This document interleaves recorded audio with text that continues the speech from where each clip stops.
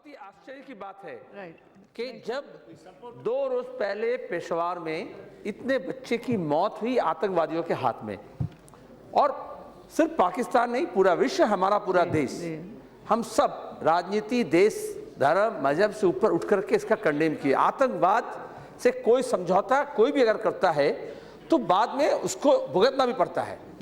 किसी भी बहाने आतंकियों के साथ कोई भी समझौता का कोई जगह नहीं है।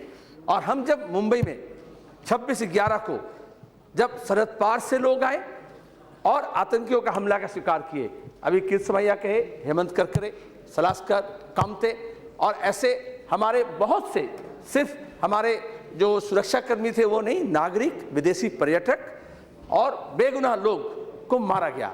हम जब ये मांग रहे हैं कि जो अपराधी हैं, जो पाकिस्तान में बैठे हैं, चाहे वो हाफिज शहीद हो, चाहे वो लखवी हो, उसे हमारे हाथ में किया जाए। अगर पाकिस्तान उन्हें सजा नहीं सुना सकती है तो हिंदुस्तान के सरजमीन में हम उसे सजा सुनाएंगे। और तब ये हो रहा है जब प्रधानमंत्री पाकिस्तान की ये कहे कि दिल दहल गया पाकिस्तान का, और हम तब तक ये जंग लड़ते रहेंगे जब तक आखिरी टेररिस्ट पाकिस्तान में जिंदा रहेगा। और उसके बाद ये काम ये बिल्कुल बर्दाश्त के लायक नहीं है।